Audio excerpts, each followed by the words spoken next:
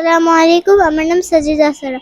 আজকে আমি গণিত বিষয় নিয়ে কিছু অঙ্ক করব, যেগুলো ক্লাস 2-তে থাকাকালীন খুবই গুরুত্বপূর্ণ। আমি তামিল মিলাতের একজন স্টুডেন্ট। সেই হিসেবে যারা যারা তামিল মিলাতে পড়ো, 85 পৃষ্ঠা যখন তোমাদের কোনো অঙ্ক দিবে তখন খেয়াল করবে। এই অঙ্কগুলো যদি তোমরা না বোঝো তাহলে এই ক্লাসটি তোমাদের জন্য খুব গুরুত্বপূর্ণ। প্রথম অঙ্কটিতে লেখা আছে, একটি রিকশায় 3টি চাকা আছে, 4টি রিকশায় একত্রে কয়টি চাকা রয়েছে? তোমরা এবার বুঝেছো এটা কিরকম হবে। এটা একটি রিকশায় চাকা আছে 3টি, 4টি রিকশায় চাকা আছে, গুণন। তোমাদের এই অঙ্কগুলো করার জন্য গুণের নামতা মুখস্থ করতে হবে, 1 2 3 এগুলো সব নামতা মুখস্থ করে তারপরে এই অঙ্কগুলো সাজাতে হবে। তারপরে 3 4 12 এখানে গুণ করে আমরা নিচে সমান সমান দিয়ে উত্তরটা বের করে দিব। তারপরে দ্বিতীয় অঙ্কতে যাই। একটি থালায় 3টি পেয়ারা সাজানো যায়, 7টি থালায় সাজানো যায় কয়টি পেয়ারা প্রয়োজন? তাই না?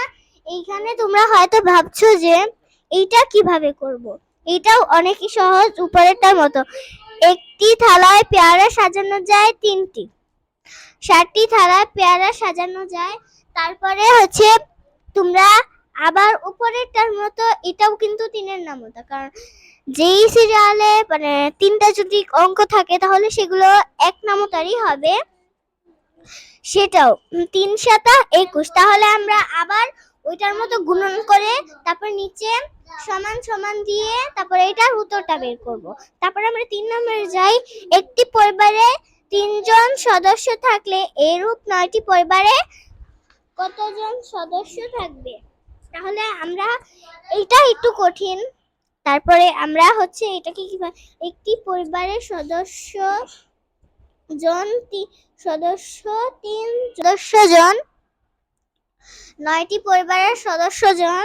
তারপরে আমরা পরেরটার মতো 3 নং কত 27। তারপরে এটাকে আমরা আবার পাশে বিয়োগ করে নিচে সমান সমান দিয়ে সেটার অ্যানসারটা বের করে দিব। আজকে আমি এই পৃষ্ঠাটার অঙ্ক নিয়েই বলবো। আসসালামু আলাইকুম।